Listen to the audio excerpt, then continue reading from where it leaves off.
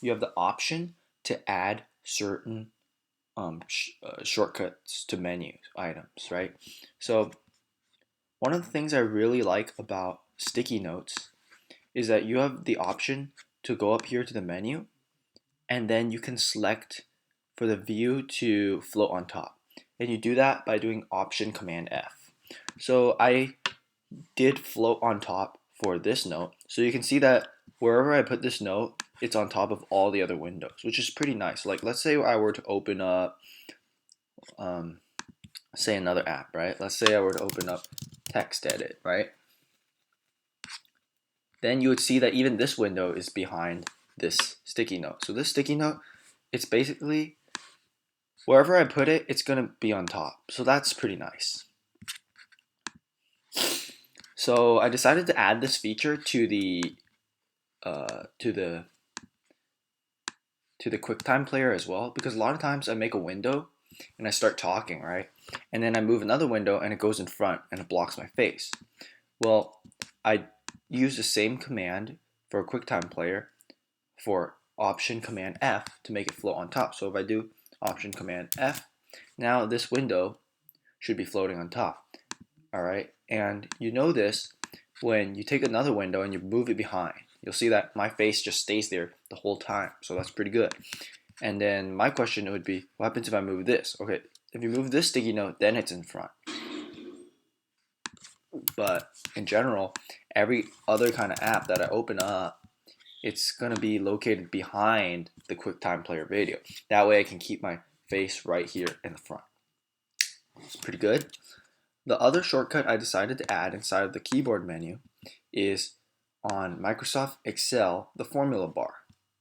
Now, essentially what this does is if you open up a blank notebook, right, and I don't know about you, but a long time ago, I used to save passwords in Excel. Now, a lot of people say that this is not the safe thing to do, right? So what I would do is I would say, okay, let me zoom this in, and I would say this is user and this is password, for example.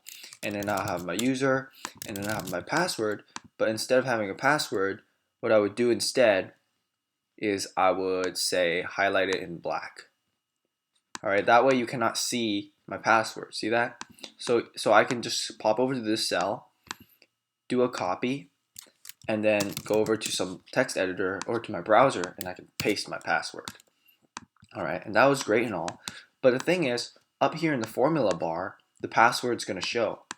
So what you gotta do is you gotta go up to view and make sure you hide the formula bar. And then now they can't see the password. But a lot of times is that I would accidentally turn the formula bar hiding off. So it would look like this, how it is right now when I'm copying and pasting the passwords. But for some reason, I have the formula bar set on like this, and everyone can see the password if I hover over a cell. And then at this point, if I want to turn off the formula bar, I would always have to pop up to the menu here and then click on this button. And that was annoying. So I decided to add the shortcut so that now whenever I need to access the formula bar, I can just press um, Option Command F, right? So let's say I notice, oops, there's a formula bar here.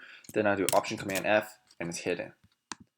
And if I want to show it again, I could do that. But usually, what happens is I see the formula bar is accidentally showing.